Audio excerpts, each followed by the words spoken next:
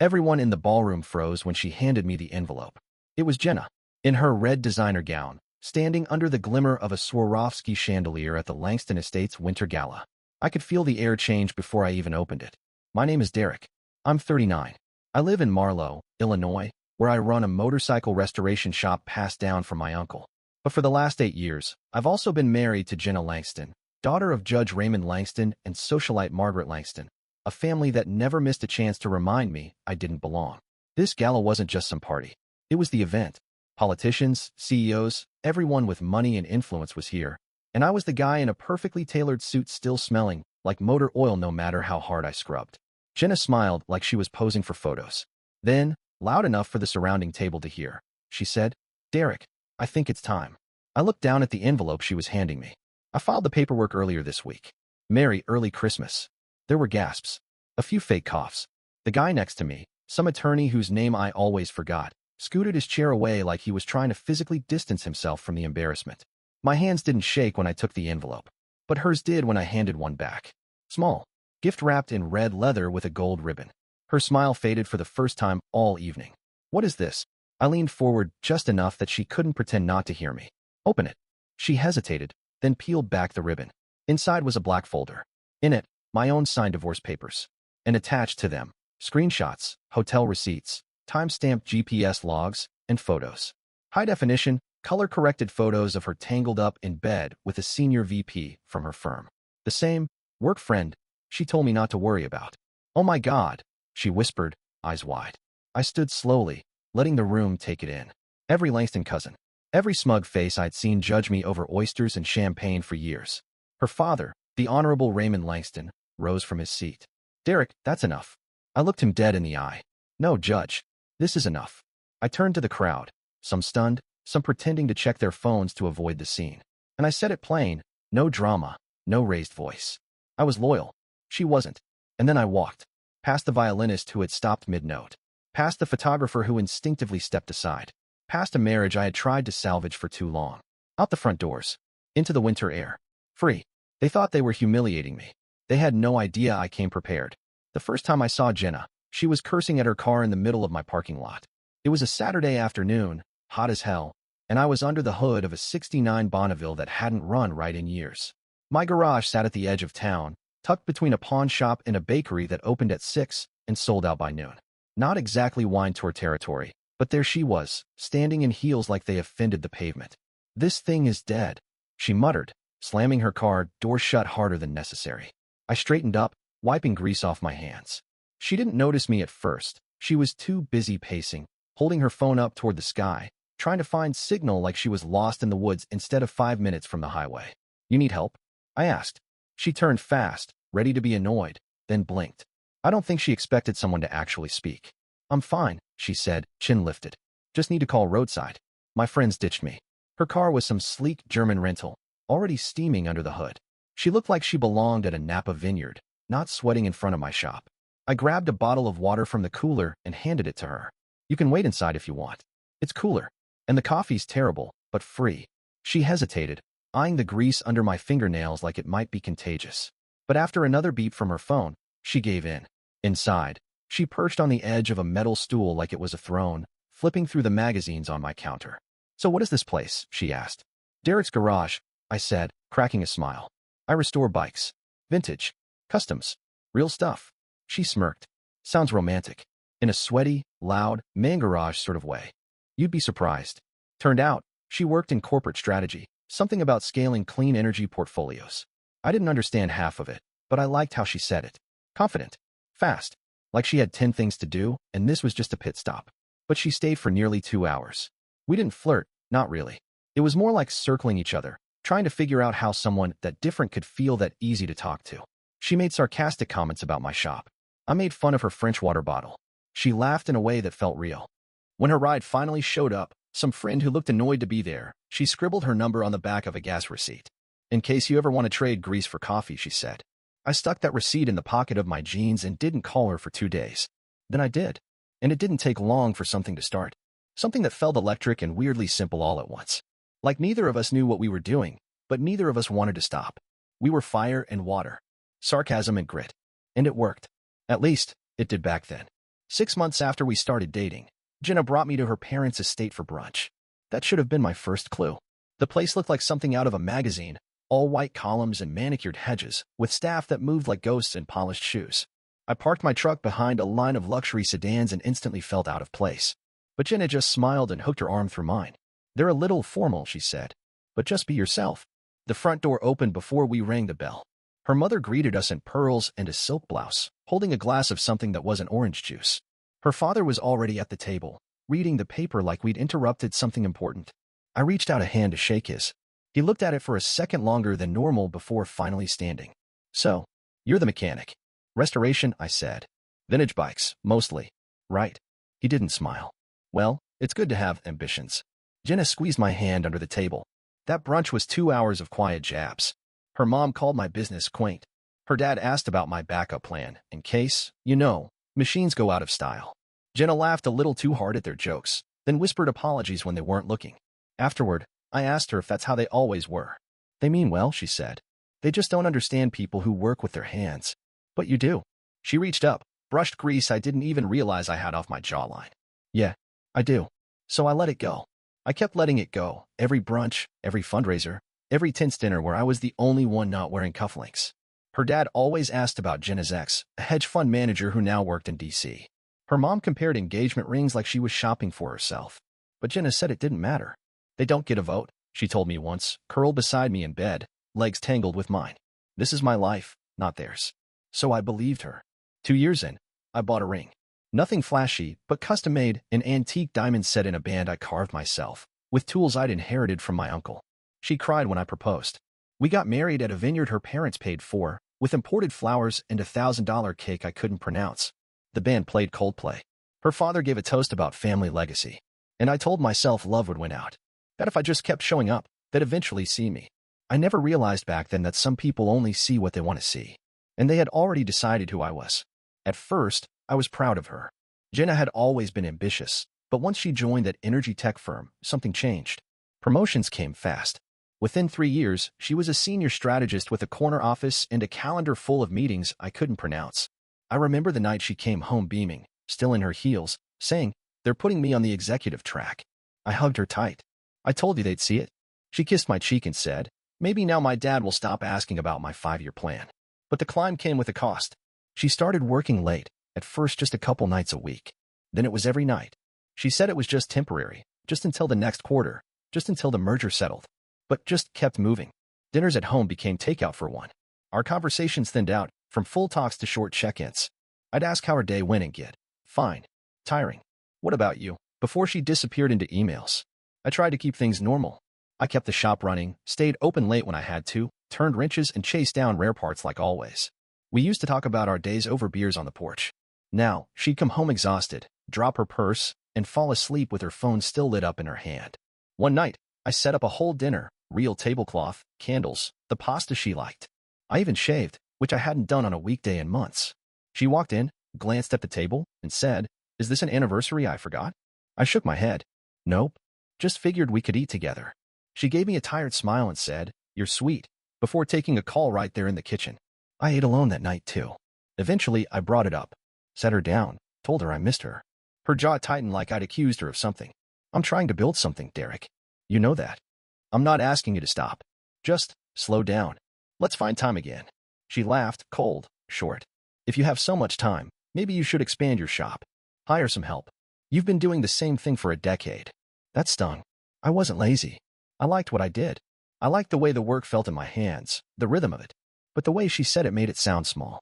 Like I'd been standing still while she outgrew me. After that, I stopped trying to plan dinners. She was gone more. Traveling, networking, client mixers became regular. I didn't know half the people she mentioned anymore.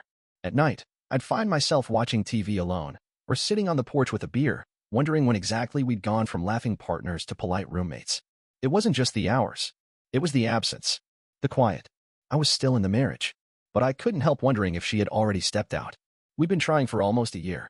At first, it felt exciting. Jenna stopped tracking her meetings and started tracking ovulation. We made space in the guest room, just in case. Every late period came with quiet hope, and every negative test, a silent heartbreak we didn't talk about. Then one morning she called from the bathroom, voice shaking. "Derek, it's 2 lines. I dropped the wrench I was holding, ran upstairs. We hugged, half laughing, half crying. She kept whispering, "This is it. This is finally it." We got in to see a specialist within the week. The doctor was kind, smiled the whole time, asked questions, ran the tests. When he called us back in a few days later, I already felt the shift in the room. Jenna sat with her legs crossed, arms tied across her chest.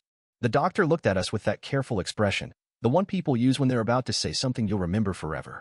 "You're not pregnant," he said gently. "Not this time." She didn't react, just nodded like she expected it.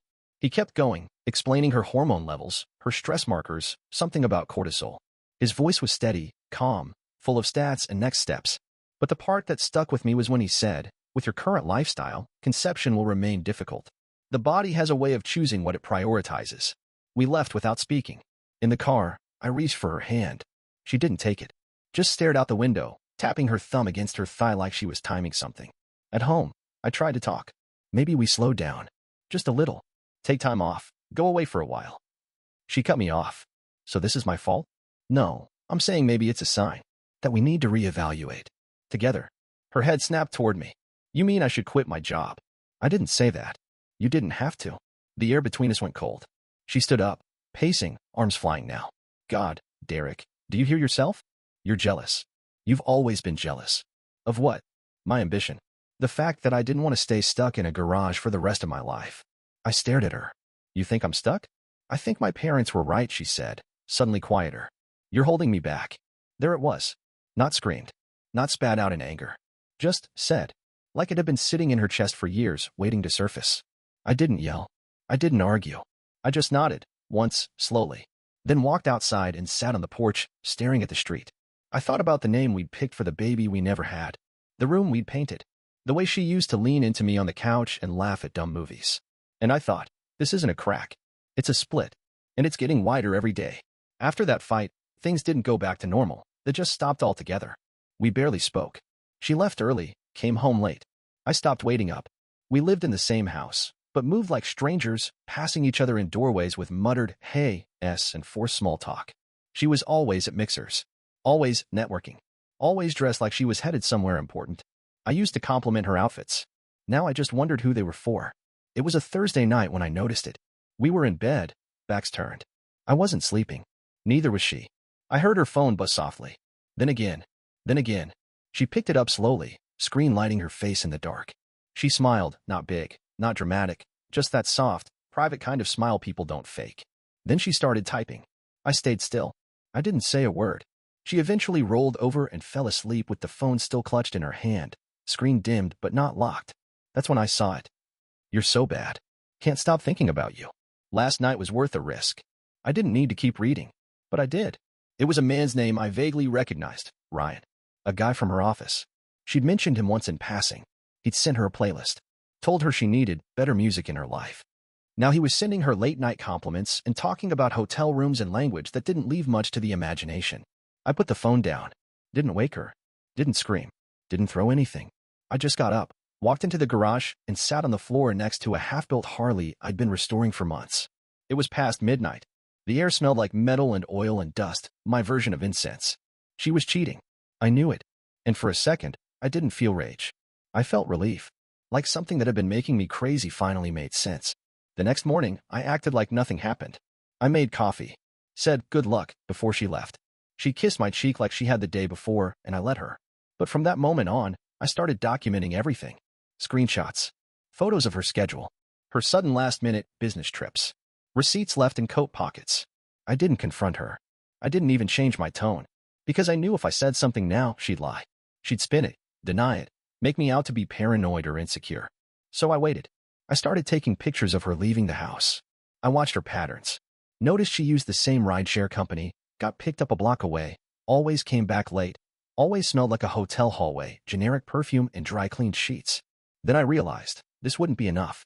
If this went to court, and deep down I already knew it would, I needed more than screenshots. I needed proof that no judge could ignore. So I found a guy. A professional. And I gave him her name, her schedule, and a simple instruction: follow her. I wasn't just going to catch her. I was going to expose every lie she built this marriage on. And when the time came, I'd be ready. The private investigator didn't need long. 2 weeks after I hired him, he handed me everything. A manila folder filled with high-res photographs, timestamped to the minute. Jenna and Ryan, same guy from the texts, walking into the Belden Hotel, arm in arm. Another of them checking in. 3 hours later, a final shot. Them leaving, hair tousled, same clothes, same smug faces. She told me that weekend was at leadership retreat in Denver. I guess leadership looks a lot like infidelity in heels. I didn't rage. I didn't even cry. I just sat in my truck and flipped through the photos one by one, my jaw tight, stomach hollow. She'd made a fool of me, but only for a while. Because now, I had everything. I took the file straight to my lawyer. He didn't say much. Just nodded slowly and said, "This changes the game." Over the next few weeks, I began recording everything, discreet conversations, small dismissals, comments I knew would matter later. The day she rolled her eyes when I suggested counseling? Got it. The night she flat out said, "I don't believe in fixing something that's already broken." Got that too. The passive-aggressive digs about my limited ambition? All documented. And still, every morning, I kissed her goodbye like I didn't know. Every night, I listened to her stories about executive dinners and late brainstorming sessions with fake enthusiasm. I was calm, strategic, because now I was the one making the plan. I watched the calendar, waiting for the perfect time to act. The opportunity came in the form of a cream-colored envelope that landed on our kitchen counter, an invitation to her parents' winter gala. Langston Estate. Formal black tie. Attendees included politicians, donors, the family's elite circle. Jenna was thrilled. "They're honoring Dad again," she said one night while sipping wine, not looking up from her phone. "He's getting that judicial excellence thing." "Sounds important," I said. She grinned. "It's huge. Everyone will be there. Even the governor." Her eyes sparkled. And I made my decision right then. That was where I'd do it. Not in private. Not in court. Not in some messy screaming match at home. At the gala. At the most important night of her family's year. I quietly finalized my divorce papers. Slid copies of the PI's photos, chat logs, and hotel bills into an envelope. Added a USB drive with screen recordings and backups. Then, I wrapped the whole thing in a black leather box with a gold clasp. Classy. Discreet. Clean. She'd think it was a gift. In a way, it was. For the first time in our marriage, I was no longer reacting. I was orchestrating. And come gala night, she'd find out just how loyal I had been. And just how much that loyalty cost me. The Langston estate looked like a palace that night. Spotlights hit the snow-dusted columns just right. A valet took my truck with a forced smile, clearly wondering how it snuck past the row of black sedans and polished European luxury. Inside, the ballroom sparkled, chandeliers, champagne towers, silver-gilded place settings. The kind of place where everyone spoke with careful laughter and sipped without drinking too much. Jenna was glowing. She wore a deep emerald gown that turned every head. Her arm slid through mine like we were still the perfect couple. We posed for a photo by the charity banner, her hand on my chest. She whispered, "Thanks for doing this," before floating off to greet her parents. I stood there, quiet, watching. Her father, the Honorable Judge Langston, shook hands like a politician, warm on the outside, hollow underneath. Her mother air-kissed donors while pretending not to scan everyone's shoes. I didn't belong here, and they made sure I always knew it. But tonight, I wasn't here to belong. I was here to end things. The dinner dragged. 4 courses, too much wine, a speech about legacy I barely heard. Somewhere around dessert, a jazz quartet started playing, and the MC asked everyone to prepare for the annual gift exchange. A Langston tradition, couples giving symbolic gifts in front of their peers. Jenna turned to me, smirking. "I'll go first," she said sweetly, then stood with her wine glass and tapped it lightly. The room fell into a hush. "I want to take a moment," she said, "to acknowledge my wonderful husband, Derek. We've grown a lot this year, and I think it's time we both step into our next chapters." She reached into her clutch and pulled out a slim, white envelope. "Derek, this is my gift to you." The crowd shifted, curious. Some already whispering. I opened it slowly. Inside, divorce papers. Filed, signed, dated last week. My heart didn't race. My face didn't change. I stood up calmly, reached into my jacket, and took out the small black leather box I had prepared. "I've got something for you too," I said. She smiled, probably thinking it was jewelry or a letter begging her to stay. I handed her the box. She opened it. Silence. The crowd's confusion turned into stunned curiosity as her face went pale. Inside were my own signed divorce papers, plus the packet. Printed photos of her with Ryan, screen captures of text messages, hotel receipts.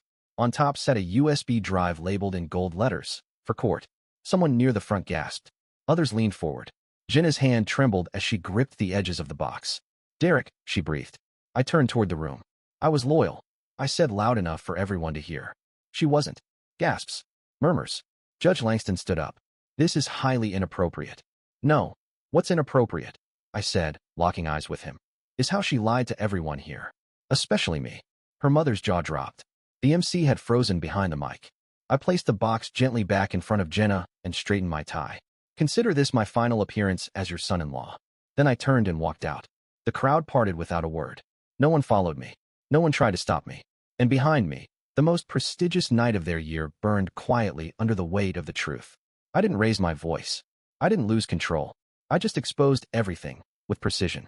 On their turf. In front of their people. On my terms. The divorce wasn't quiet. Not after that. Jenna's lawyers filed first, claiming emotional neglect and irreconcilable differences. She tried to frame me as the unambitious spouse, the one who couldn't keep up. She wanted to keep the house, the car, even a portion of my business, citing marital contributions. The irony was laughable, but the evidence didn't lie. The PI's report, the screenshots, the photos, the time-stamped calendar showing when she claimed to be out of town for strategy retreats and where she actually was. And the USB? That sealed it. My lawyer didn't even flinch as he laid it all out in court like he was presenting a tax audit. The judge, not her father, thankfully, saw through the charade fast. It helped that Jenna had publicly humiliated me at a high-profile gala. That kind of thing tends to linger, especially in a town like ours. Reputation mattered here, and hers was bleeding out. The ruling came down 6 weeks later. Assets split evenly, but no claim to my shop. She'd have to pay me a lump settlement due to her significantly higher income. Her attempt to get spousal support? Denied. Jenna left court without looking at me.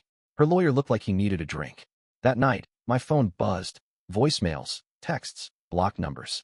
Angry, erratic messages. You made me look like a villain. This didn't have to go this way. You've ruined my life. I didn't respond. I never responded. The truth is, I didn't need to say anything else. She said enough when she made her choices. I was just the one who stopped pretending. People started talking, the kind of hushed conversations that follow scandal. Jenna avoided public events. Her parents issued a quiet statement about privacy during difficult times. The Langstons were used to controlling narratives. But this one, they couldn't spin. Meanwhile, I went back to the shop. I rebuilt bikes. I met up with old friends I hadn't seen in years. Not because they were gone, but because I had stopped calling. I went fishing on a Tuesday. Took a long ride upstate with no destination, just open road and the hum of an engine beneath me. The thing no one tells you about a clean break is how quiet it is. There's no applause. No vindication. Just silence. But for the first time in years, that silence didn't feel empty. It felt like mine. I wasn't looking for revenge. I wasn't trying to destroy her. I just stopped handing out grace to someone who never knew what to do with it. And in doing that, I found something better than justice. I found peace. It was a cold Saturday morning when I finally pulled the old Vincent Black Shadow off the lift. That bike had sat in my shop for years. A joint project? One Jenna and I were supposed to finish together back when she said she wanted to understand what I loved. When she still showed up on weekends in ripped jeans and asked questions about torque and polish. We never got far. She got busy. I got quiet. Then the bike became background, something we both walked past but never touched. But now, with everything behind me, I found myself going back to it. Not for her. Not for closure. Just for the sake of finishing something I started. I replaced the cracked fuel line, tuned the carbs, rewired the ignition with new solder points. Every part one touched, I did without rush. No deadline. No audience. Just me and the hum of AM radio playing classic rock while the winter wind rattled the garage doors. 3 months after the court date, the final bolt went in. I stood back and looked at it, black paint shining under shop lights, chrome polish to a mirror. It was beautiful. Not perfect. But mine. I wheeled it outside, the sky pale with early frost, and kick-started it twice before the engine roared to life, deep, throaty, loud enough to make the birds scatter off the wire above the alley. I put on my helmet, pulled on my gloves. Then I rode. No plan. No GPS. Just open road and cold air and the wind pulling at my shoulders. As I passed the old exit to the Langston side of town, I didn't flinch. I didn't wonder what she was doing. I didn't care if she was still with that guy, or if her family had managed to patch their image with another round of charity galas and newspaper fluff. That chapter? Closed. I didn't need revenge. I didn't need forgiveness. I needed out, and I'd given that to myself. I took the long way north, up through pine-lined back roads that curved like brushstrokes. I stopped at a gas station that still used handwritten signs. Got coffee in a paper cup and leaned against the bike while it cooled, steam rising from the pipes. And somewhere in all of that, the cold, the quiet, the sound of nothing demanding my attention, I realized something. I didn't regret loving her. But I did regret staying after I stopped being seen. That part? That's never happening again. By the time I got home, The sun had dipped behind the trees. I rolled the bike back inside, turned off the lights, and locked the doors. Then I sat down on the shop's old leather couch, kicked off my boots, and breathed deep. No courtrooms. No lies. No audience. Just me. Alive. Whole. Done grieving. And finally, building something for myself.